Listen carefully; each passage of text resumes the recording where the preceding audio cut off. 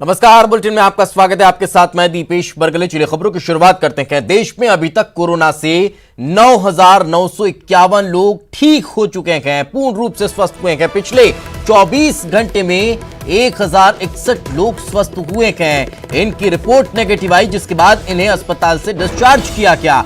देश में कोरोना से रिकवर रेट अब 26.65% हो चुका है। ये अच्छी खबरें हैं, ये अच्छे सिम्टम्स हैं, ये अच्छे संकेत पूरे देश से निकलकर सामने आ रहे हैं। कोरोना के कुल 37,336 मामले अभी तक आए हैं। केंद्रीय स्वास्थ्य मंत्रालय ने आंकड़ा जारी किया है। पिछले 24 घंटे में कोरोना के 2,293 मामले मिले हैं, लेकिन सबसे अच्छी बात जो है वो ये निकलकर सामने आ रही है कि देश में कोरोना पीड़ित मरीजों के रिकवर होने का जो परसेंटेज है वो 26.65% हो चुका है।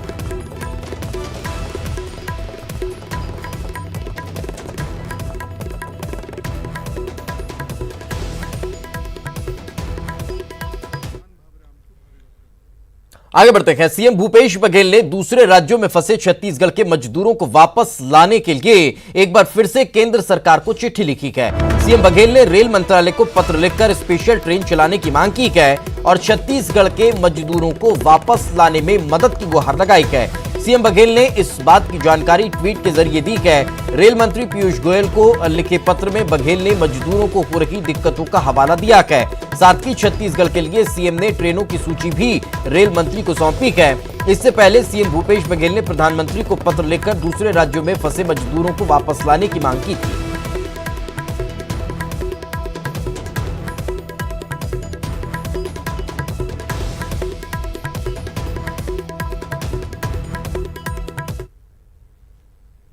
प्रवासी मजदूरों, छात्रों और छत्तीसगढ़ के बाहर फंसे हुए यात्रियों के लिए स्पेशल ट्रेन चलाए जाने का छत्तीसगढ़ कांग्रेस ने स्वागत किया है, लेकिन कांग्रेस ने टिकट का पैसा मजदूरों से लेने का विरोध किया है। कांग्रेस प्रवक्ता शैलेश नितिन त्रिवेदी ने कहा है कि लॉकडाउन के कारण राज्यों में आर्थिक गतिविधियां नहीं होने के कारण राज्य सरकारों की स्थिति जर्जर हो गई है। राज्य सरकारें टिकट का खर्च वहन करने की स्थिति में नहीं है। प्रधानमंत्री नरेंद्र मोदी को मजदूरों, छात्रों और मजबूरी में बाहर फंसे यात्रियों की केयर करनी चाहिए। मजदूरों, छात्रों और बाहर फंसे यात्रियों के टिकट का पैसा पीएम केयर फंड से दिया जाना चाहिए। देश भर के प्रवासी मजदूरों, छात्रों और बाहर फंसे हुए यात्रियों को घर आने के लिए छत्तीसगढ़ के मुख्यमंत्री भूपेश बघेल, एआईसीसी के प्रभारी पीएल पूनिया और हमारे 5 कांग्रेस सांसदों की मांग पर केंद्र सरकार ने स्पेशल ट्रेन की अनुमति तो दे दी, लेकिन आदेश में टिकट का प्रावधान किया गया है। जो प्रवासी मजदूर कमाने खाने बाहर गया था और मार्च से बाहर फंसा हुआ है, राशन के लिए मोहताज है, खाने के लिए मोहताज है, वो टिकट के पैसे कहां से लाएगा? कोरोना से लड़ाई में छत्तीसगढ़ आईएएस एसोसिएशन के दान को लेकर सीएम भूपेश बघेल ने धन्यवाद दिया है। उन्होंने ट्वीट कर आईएएस एसोसिएशन के 1 दिन का वेतन दान करने की जानकारी दी और कहा कि एक बार फिर से राहत कोष में योगदान के लिए छत्तीसगढ़ आईएएस एसोसिएशन को मेरा हार्दिक धन्यवाद। ये योगदान उन आईएएस अधिकारियों के समर्थन और परिश्रम को जोड़ता है जिन्होंने कोविड-19 के साथ हमारी लड़ाई को सफल बनाया है।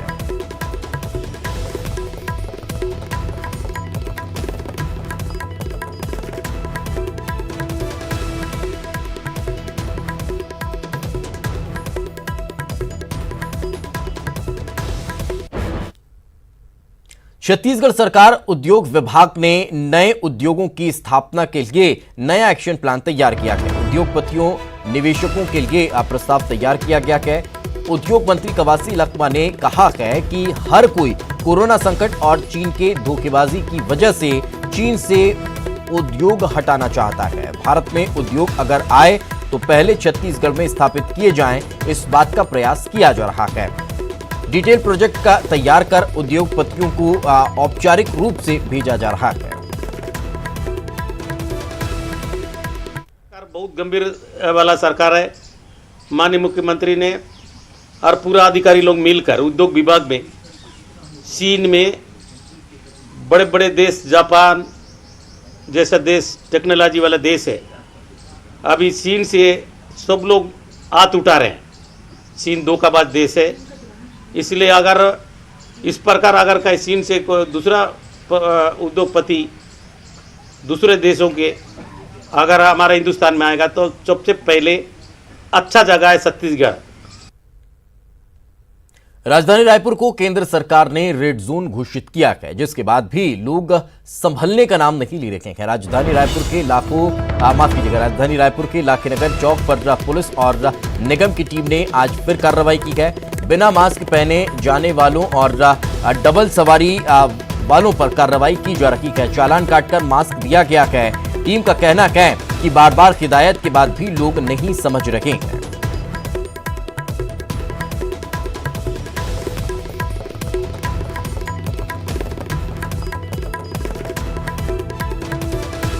इसके बाद भी राजधानी रायपुर में लोग समझने का नाम नहीं ले रहे हैं और यही वजह है कि बेवजह लोग बड़ी संख्या में निकल रहे हैं। घर से बाहर जब वो निकलते हैं तो उसके बाद भी जो नियम कायदे हैं उसका खुलेआम उल्लंघन कर रहे हैं। आप देख सकते हैं कि चालानी कार्रवाई के लिए तो पुलिस कर ही रही है, उसके साथ ही जो है वो एक तरह से कहे कि जागरूकता फैलाने की कोशिश भी की जा रही है, लेकिन उसके बाद भी लोग नहीं समझ रहे हैं। इस तरह की जो गाड़ियां हैं वो चलाई जा रही है कि किस तरह के नियम कायदे पालन करना। ये जो गाड़ी है वो दिन भर पूरे शहर में घूमती है, लोगों को बताती है, छत्तीसगढ़ी लोकगीत के जरिए समझाने की कोशिश करती है, लेकिन लोग समझने का नाम नहीं ले रहे हैं। हाँ जी मैडम, देखो भाई साहब, आप सोशल डिस्टेंस को नहीं तोड़ सकते। डीएम साहब का आदेश है, रायपुर फिर रेड जोन में आ गया है। ये सब आप लोग को अवेयरनेस फैलाया जाने के लिए किया जा रहा है। चलिए उधर बात कीजिए। हाँ मैडम, ये डीएम साहब के आदेश और हमारे निगम कमिश्नर श्री सौरभ कुमार जी के निर्देश का पालन किया जा रहा है। फाइन 100 रुपये और 200 रुपये का प्रावधान है जी। हाँ, एक बाइक पे एक आदमी जा सकता है और कार में जैसे सामने के 2 आदमी नहीं बैठ सकते, एक को आगे बैठना है, एक को पीछे बैठना है, ताकि सोशल डिस्टेंस का पालन हो सके। देख सकते हैं कि कई लोग जो है वो पुलिस से हुज्जत भी करने लग जाते हैं। जो कार्रवाई कर रही है जो टीम, उस पर भी हुज्जत करने लग जाते हैं। इसलिए उनकी वजह से भी जो टीम है उनको काफी दिक्कत होती है। लेकिन लोगों को समझने की जरूरत है कि राजधानी रायपुर को केंद्र सरकार ने रेड जोन घोषित किया है और ऐसे में संभल कर रहने की जरूरत है। कैमरा पर्सन राजेंद्र के साथ ममता लांजेवाल, न्यूज़ 18 छत्तीसगढ़, रायपुर। कोरोना का हॉटस्पॉट कोरबा जिला अब भले ही रेड जोन से ऑरेंज जोन में पहुंच चुका है, लेकिन अभी खतरा टला नहीं है। प्रदेश में कोरोना का हॉटस्पॉट कटघोरा में एक के बाद एक का करते हुए कुल 27 कोरोना संक्रमित मिले थे और जिले से कुल 28 मामले सामने आए थे, लेकिन रायपुर एम्स के सेवा भावी मेडिकल टीम ने पूरे 28 संक्रमितों को स्वस्थ करके वापस घर भेज दिया है। इधर जिला प्रशासन ने जरूरी सामानों की खरीदी के लिए लॉकडाउन में थोड़ी ढील दी है, जिसका कुछ लोग फायदा उठाने में लगे हुए हैं, जिसने पुलिस सख्ती से निपटने में जुटी हुई है।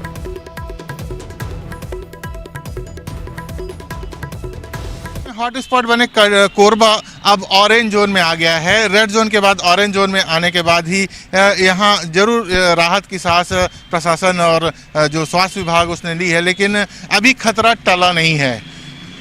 प्रशासन द्वारा जरूर जो दुकान अति आवश्यक दुकानों के खोलने की में जो ढील दी गई है, उससे आप देख सकते हैं कि किस तरीके से जो लोगों की भीड़ जो है वो बढ़ रही है लगातार मार्केट में, और जो जरूरी जो सामान है लेने के लिए लोग अपने घरों से केवल एक व्यक्ति ही निकले, ऐसा प्रशासन ने भी अपील की है, लेकिन उसका पालन होता नहीं दिखाई दे रहा है। बड़ी संख्या में जो लोग हैं कि घर से कई लोग निकल रहे हैं और जो भीड़ है वो मार्केट में दिखाई दे रही है। ज़रूरत इस बात की है कि लोग अपने घर में रहें और लॉकडाउन का पालन करें और सुरक्षित रहें। अब्दुल असलम, न्यूज़ 18 छत्तीसगढ़, कोरबा। लॉकडाउन के दौरान बालोद में ग्रामीणों को काम नहीं मिल पा रहा है। वन विभाग की पहल पर महिला समूह लघु वनोपज के तहत आने वाले 22 प्रजाति के वनोपज की खरीदी किसानों से कर रही है। खरीदी में प्रति किलो में कमीशन प्रतिशत की राशि समूह को दिया जा रहा है, जिससे इन महिला समूहों की आर्थिक स्थिति मजबूत हो रही है। ग्राम मंगचुआ के आदिवासी महिला समूह की महिलाओं ने बताया कि लॉकडाउन के कारण वो परेशान थी, लेकिन वन विभाग की कवायद से उन्हें मदद मिल रही है। गांव में एक वनांचल क्षेत्र में महिला समूह बने हैं। माहौल पत्ता है, वो पत्ता को कोई भी उपयोग नहीं होती से माहौल पत्ता ला हम तोड़ के जंगल ले ला सकता, ओकर पत्तल बना के हम सामाजिक स्त्री में उपयोग हो सकते। माहौल पत्ता के जो पतरी है वो तो उपयोगी चीज है, जन्म से लेकर मरण तक की उपयोगी चीज है। वो माहौल पत्ता से भी हमला रोजगार मिली।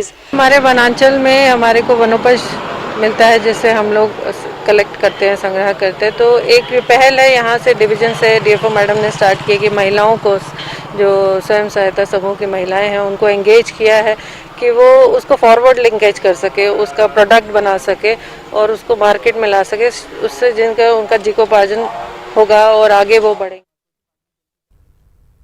मुंगेली नगर में आज वाटर सप्लाई नहीं होने से पूरे शहर में पानी के लिए हाहाकार मच गया है। कोरोना संक्रमण को लेकर मुंगेली जिले में 3 दिनों का टोटल लॉकडाउन है। ऐसे में नगर पालिका की गंभीर लापरवाही सामने आई है, जहां पुलिस पर पिटाई का आरोप लगाते हुए नगर पालिका में काम करने वाले कर्मियों ने काम बंद कर दिया है, जिसके कारण वाटर पंप शुरू नहीं किया जा सका है, जिसकी वजह रही है कि आज पूरे शहर में पानी की सप्लाई नहीं की जा सकी और लोगों को सुबह से ही भारी परेशानी का सामना करना पड़ रहा है। नगर पालिका अध्यक्ष और पार्षद ने कर्मियों को समझाइश दी है।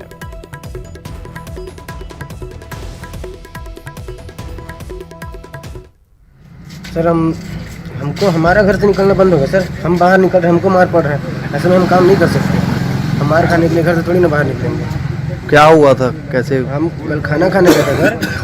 खाना खाने के बाद हम जा रहा था, हमको राशन का सामान उठाना था, अपना वितरण वाला। तो हमको लक्ष्मी सुपर बाजार जाना था, तो हम जा रहे थे, यहीं से पड़ा से गुजर रहा था, तो हमको पुलिस वाले रुकवा 2 दिन। जो घटना हुई थी, पुलिस द्वारा नगर पालिका के कर्मचारी, जल विभाग के कर्मचारी को मारपीट की है और उसने अपनी आईडी भी रखी थी साथ में।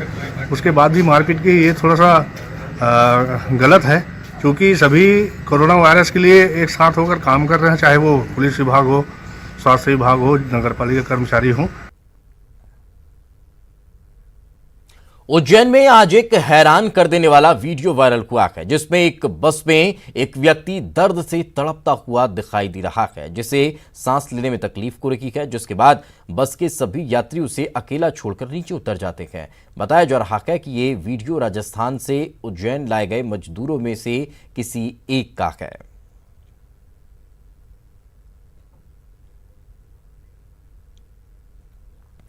तो और ज्यादा जानकारी के साथ हमारे सहयोगी आनंद निगम हमारे साथ जुड़ चुके हैं। आनंद, आखिर इस पूरे मामले को लेकर क्या आप कुछ देखने को मिला? वो शख्स कैसा है, स्वास्थ्य कैसा है, कुछ पता चल पाया? बिल्कुल दिपेश, देखिए अभी तक इस बारे में कुछ भी जानकारी हाथ नहीं लगी है कि आखिर ये वीडियो आया कहाँ से था। सिर्फ इतना ही पता पड़ पाया है कि नागदा में जाते वक्त कहीं ये वीडियो बनाया गया और उस जो शख्स का वीडियो जिस बनाया गया, अभी तक इसके बारे में कुछ भी जो है जानकारी हाथ नहीं लगी है। फिलहाल जो है प्रशासनिक अधिकारियों से भी हमने बात करने की कोशिश की, लेकिन यहाँ तक भी इस बारे में कोई भी खबर हाथ नहीं लगी है। नहीं तो ये पुष्टि हो पाई है कि वीडियो कहाँ का है, कहाँ ये बस रोकी गई, कहाँ ये सब लोग उतरे? बिल्कुल, चूंकि 2 दिन से बसों का यहाँ पर आना का सिलसिला जारी है और राजस्थान के अलग अलग शहरों से जो मजदूर थे उनको यहाँ पे लाने का सिलसिला जारी था, लेकिन ये जो बस उज्जैन की ही बताई जा रही है और ये भी बताया गया है कि उज्जैन से ही ये लेने जैसलमेर गई थी मजदूरों को लेने, और बीच में ही कहीं यहाँ पर किसी शख्स की जो है मजदूर की जो यहाँ पर तबीयत खराब हुई है, लेकिन अभी तक ये पता नहीं चल पाया कि ये मजदूर कौन था, आखिर इसकी तबीयत क्यों खराब हुई, क्या कोरोना के कारण इसकी तबीयत खराब हुई। लेकिन जिस तरह से दृश्य सामने आया है वो काफी चौंकाने वाले हैं। लोग डर के भाग रहे हैं, उससे कोई भी मदद के लिए आगे नहीं आ रहा है। साफ तौर पे अभी तक फिलहाल जो वीडियो के बारे में ये पता नहीं पड़ पाया कि आखिर कौन शख्स था। जी चलिए, बिल्कुल, बहुत बहुत शुक्रिया इस तमाम जानकारी के लिए। तो जैसा कि आप सुन रहे हैं कि आखिर काफी गंभीर मामला सामने आया है। इस पूरे मामले को लेकर जांच पड़ताल पुलिस अब करेगी।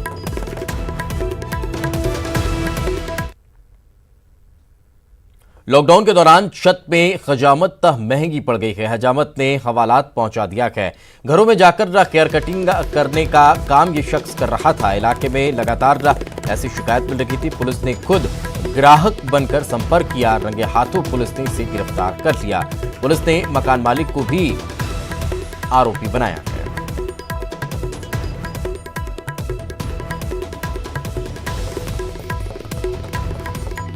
इसी के तहत आदर्श मेघदूत नगर में जानकारी मिली थी कि एक नाई है जो बार बार घरों पर बुला के कटिंग कर रहा है और घर घर जाके कटिंग कर रहा है।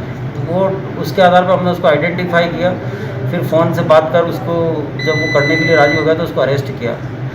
उसका मकान मालिक महेश, उसको भी अरेस्ट किया, और जो कटिंग कर रहा था मोहन, उसको भी अरेस्ट कर 188 के तहत माननीय न्यायालय पेश किया गया। इसी प्रकार बमौरी में एक गुटखा बेच रहा था जो अपने घर के ऊपर 5वीं मंजिल पे से रस्सी से बाल्टी लटका देता था, नीचे पैसे दे देते थे, बाल्टी ऊपर खींच लेता था, फिर उसमें गुटके रख के नीचे डाल देता था। वो भी हमने एक्टिविटी उसकी जब देखी तो उसके खिलाफ भी 188 की कार्रवाई की गई। इंदौर से हैरान कर देने वाली तस्वीरें देखने को मिली है। यहां पर लॉकडाउन से बचने के लिए सीमेंट मिक्सर के ट्रक में 18 लोग छुप कर जा रखे थे, लेकिन पुलिस की निगाहों से बच न सके। बताया जा रहा है कि ये सभी महाराष्ट्र से लखनऊ के सफर पर निकले थे। क्षिप्रा चेकिंग पॉइंट पर चेकिंग के दौरान पुलिस ने इन्हें पकड़ लिया।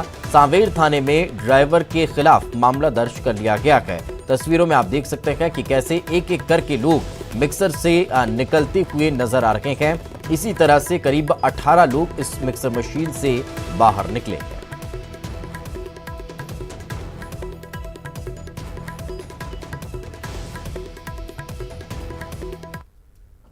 बात करते हैं न्यूज 18 के मैनेजिंग एडिटर को धमकी देने के मामले में यूपी पुलिस सतर्क हो गई है। यूपी के एडीजी LOPV रामाशास्त्री ने कहा है कि मामले में मुकदमा दर्ज करने के आदेश दिए गए हैं। नोएडा पुलिस FIR दर्ज करके मुख्यालय को सूचित करेगी, जिसके बाद साइबर सेल को मामले की जांच में लगाया जाएगा।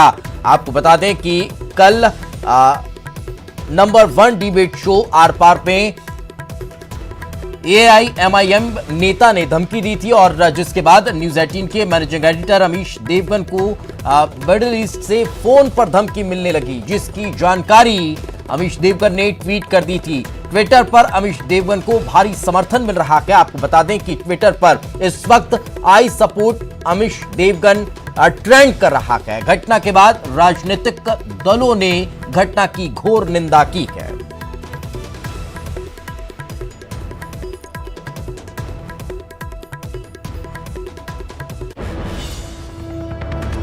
ये बड़ी खबर इस वक्त हम आपको बता देते हैं। आपको बता दें कि न्यूज 18 के मैनेजिंग एडिटर को धमकी देने के मामले में अब उत्तर प्रदेश पुलिस सतर्क हो गई है, और यूपी के एडीजी PV रामाशास्त्री ने कहा है कि मामले में मुकदमा दर्ज करने के आदेश दे दिए गए हैं। नोएडा पुलिस FIR दर्ज कर मुख्यालय को सूचित करेगी, जिसके बाद साइबर सेल को मामले की जांच में लगाया जाएगा। आपको बता दें कि कल नंबर 1 डिबेट शो आर पार में AIMIM नेता ने धमकी दी थी, और उसके बाद लगातार फोन पर भी धमकियां मिल रही थी।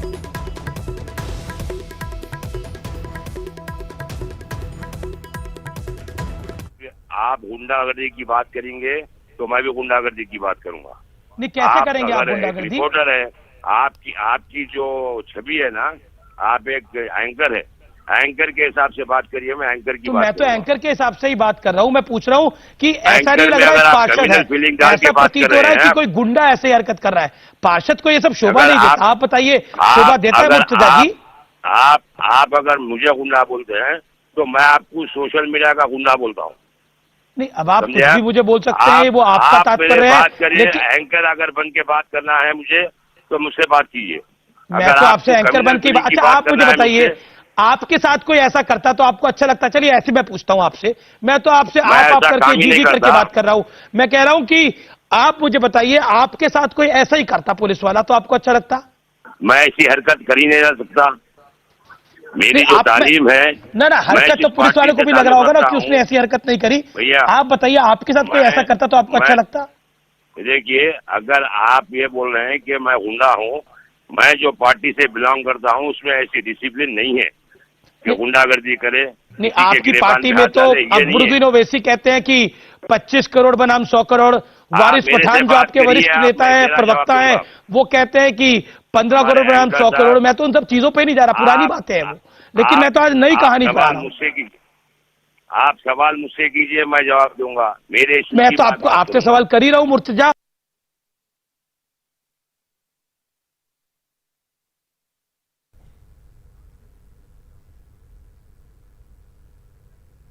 तो न्यूज 18 हिंदी के मैनेजिंग एडिटर अमीश देवगन को धमकी मिलने के बाद बीजेपी नेता संबित पात्रा ने भी ट्वीट किया है। अमीश देवगन जी, कल से आपको डराया और धमकाया भी जा रहा है क्योंकि आपने एआईएमआईएम के पार्षद के गुंडागिर्दी को एक्सपोज किया।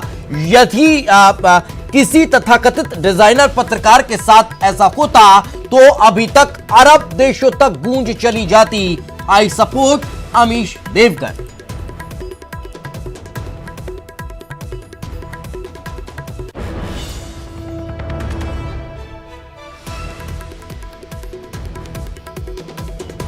तो ये ट्वीट संबित पात्रा ने किया है। संबित पात्रा ने अपने ट्वीट के जरिए उसमें लिखा है कि अमीश देवगन जी, कल से आपको डराया और धमकाया भी जा रहा है क्योंकि आपने एआईएमआईएम के पार्षद के गुंडागर्दी को एक्सपोज किया है।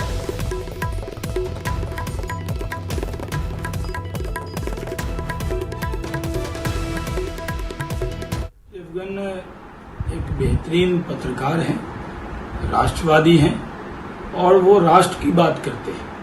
वो धर्म जाति को देखकर बात नहीं करते, लेकिन जिस तरह की भाषा उनके साथ एआईएम के वर्कर ने बोली और जिस तरह से धमकी उनको मिल रही है, इसकी भारतीय जनता पार्टी घोर निंदा करती है। हम ये मानते हैं कि अमीश देवगन ने के साथ एक पत्रकार के नाते, लोकतंत्र का चौथा खंभा होने के नाते उनके साथ इस तरह का व्यवहार दुर्भाग्यपूर्ण है। उनके साथ पूरा देश खड़ा है और जिन लोगों ने इस तरह की भाषा बोली है और जिस तरह की धमकी दी है, उनके खिलाफ सख्त कार्रवाई करनी चाहिए और अमीश देवगन जी को सुरक्षा देनी चाहिए। उनकी बहस से देश को बहुत फायदा होता है। अब उनके इस तरीके की बहस करने के बाद उनको फोन आना, यह अपने आप में बहुत ही खतरनाक है।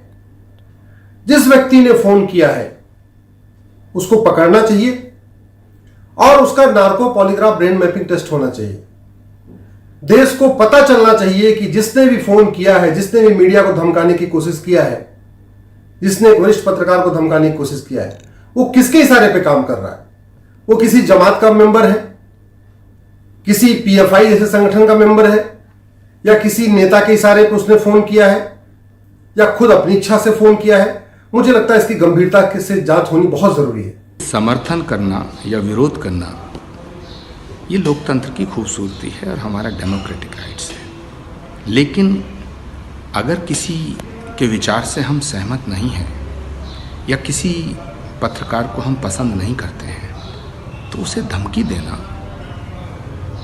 ये निंदनीय है। अमीश देवगन को जो धमकी मिली है, मैं उसकी घोर निंदा करता हूँ। कानून के नज़रिए से भी यह अपराध है और मैं भारत सरकार से मांग करता हूँ कि उन फोन कॉल्स की उच्च स्तरीय जांच की जाए और अमीश देवगन की सुरक्षा व्यवस्था सुनिश्चित की जाए। तो वहीं बीजेपी नेता अरुण चतुर्वेदी ने भी ट्वीट किया है और ट्वीट कर इस घटना की निंदा की है। अरुण चतुर्वेदी ने ट्वीट कर लिखा, अमीश देवगन को कल एआईएमआईएम के पार्षद द्वारा पुलिस को धमकाने की खबर दिखाने के बाद से लगातार धमकियां दी जा रही है। अगर उनकी जगह किसी तथाकथित प्रगतिशील पत्रकार को धमकी दी जाती तो देश के सभी धर्मनिरपेक्ष संगठन अब तक सारी दुनिया को सर पर उठा चुके होते। मेरा मानना है कि ऐसे लोग किसी भी सभ्य समाज के दुश्मन हैं। इनके खिलाफ कानून के साथ साथ सामाजिक आधार पर भी कार्रवाई होनी चाहिए।